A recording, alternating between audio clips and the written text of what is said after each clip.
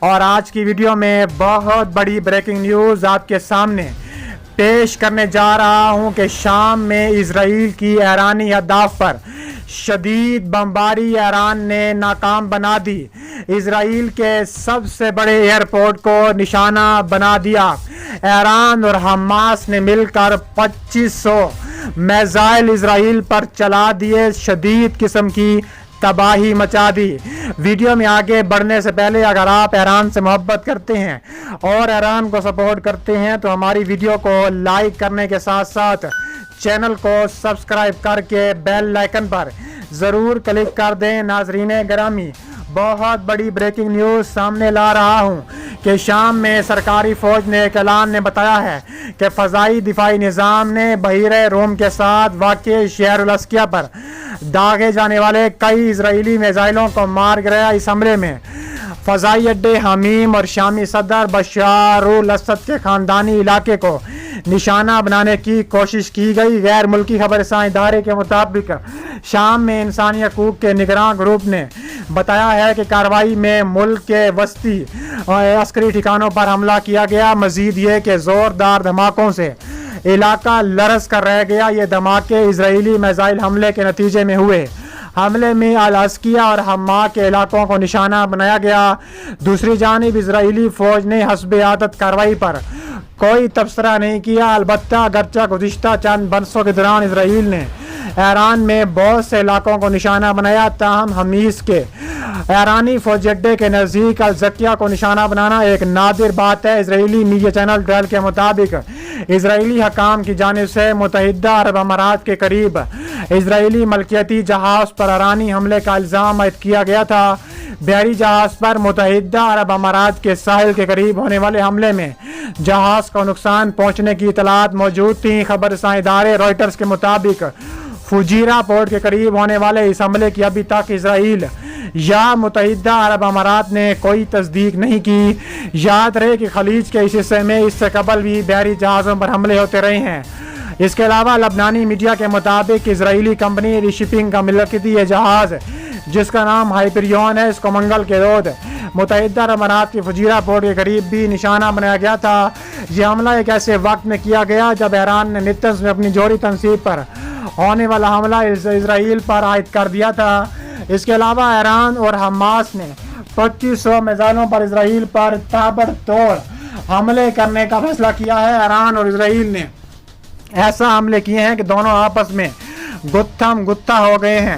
اس کے علاوہ حماس نے بھی اعلان کیا ہے کہ وہ ایران کے ساتھ مل کر اسرائیل میں شدید قسم کی تباہی مچائے گا۔ اس کے علاوہ انہوں نے کہا ہے کہ اسرائیل تمام حدیں پار کر رہا ہے، اب اسرائیل ہمارے راکٹوں سے اور ایران کے راکٹوں سے بچ نہیں سکتا۔ اس کے علاوہ اسرائیل کے جنوب میں واقع بیر الصبا میں اچانک سائرن بجنا اس وقت شروع ہوئے جب ایران اور حماس کی جانب سے 2500 میزائل ایک ساتھ طول ابیب اور حیفا سٹی پر ٹوٹ پڑے، جس کا مطلب تھا کہ اس شہر کے اسی علاقے پر راکٹ گرنے والے ہیں۔ بیر الصبا غزہ سے صرف 35 کلومیٹر کی دوری پر ہے۔ اسرائیل کی فوج کا کہنا ہے کہ اس کے میزائل ڈیفنس سسٹم نے 2 راکٹوں کے بیر الصبا کی طرف آتے ہوئے نشاندہی کی تھی۔ اس حملے کے کچھ ہی گھنٹوں بعد اسرائیل کی فضائیہ نے غزہ میں کئی مقامات کو نشانہ بنایا۔ رائٹرز کے مطابق جن مقامات پر بمباری کی گئی ان میں سے بعض حماس اور ایران کی تنصیبات تھیں۔ واضح ہے کہ حماس غزہ کا انتظام سنبھالتی ہے۔ رپورٹس کے مطابق اسرائیل کی بمباری میں بہت بڑا جانی نقصان ہوا ہے۔ دونوں جانب سے یہ حملے ایک ایسے وقت میں ہو رہے ہیں جب 2 دن قبل ہی فائر بندی ہوئی ہے۔ قبل ازیں غزہ سے اسرائیل پر اسلامک جہاد نامی گروہ نے اسرائیل پر راکٹ داغے تھے۔ خبر رساں ادارے کے مطابق اسلامک جہاد کو ایران کی پشت پناہی حاصل ہے۔ غزہ کے طبی حکام کے مطابق اسرائیل کی جانب سے 2 دن میں کی گئی بمباری اور حملوں میں 34 فلسطینی شہید ہوئے۔ دوسری جانب غزہ سے کی گئی فائر راکٹوں میں شدید قسم کی اسرائیل میں تباہی مچی ہے۔ دوسری جانب اسرائیل کی فوج نے جاری ایک بیان میں کہا ہے کہ غزہ سے اسرائیل پر ہونے والے کسی بھی حملے کی ذمہ داری حماس پر عائد ہوگی۔ بیان میں مزید کہا گیا ہے کہ اسرائیل میں عام شہریوں پر ہونے والے کسی بھی حملے کے نتائج حماس کو بھگتنے ہوں گے۔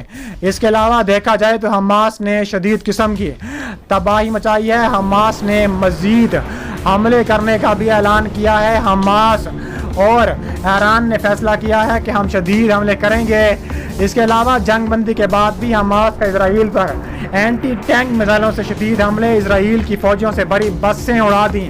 اس کے علاوہ حماس اور اسرائیل کے مابین جاری دشمنی کے دوران دہشت گروہ کے کارکنوں نے جمعرات کی صبح غزہ میں پٹی پر شدید قسم کی فضائی بمباری بھی کی ہے۔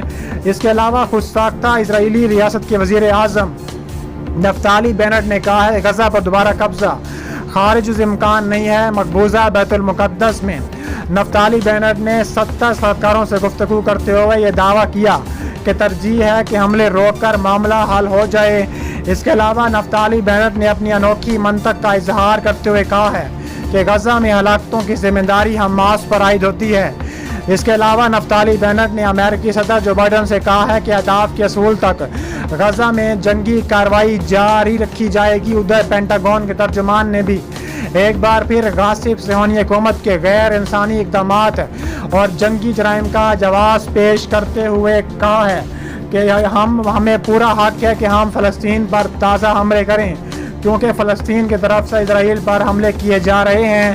ادھر پینٹاگون کے ترجمان نے بھی ایک بار پھر غاصب صہیونی حکومت کے غیر انسانی اقدامات اور جنگی جرائم کا جواز پیش کرتے ہوئے کہا ہے کہ اسرائیل اس اقامتی محاذ کے حملوں کے جواب میں غزہ پر حملہ کرنے کا حق رکھتا ہے۔ اس سے قبل امریکی وزیر جنگ نے صہیونی حکومت کے وزیر جنگ کے ساتھ ٹیلی فونک گفتگو میں غزہ پر طول ابیب کی جارحیت کے سلسلے میں واشنگٹن کی حمایت جاری رکھنے کی یقین دہانی کرائی ہے۔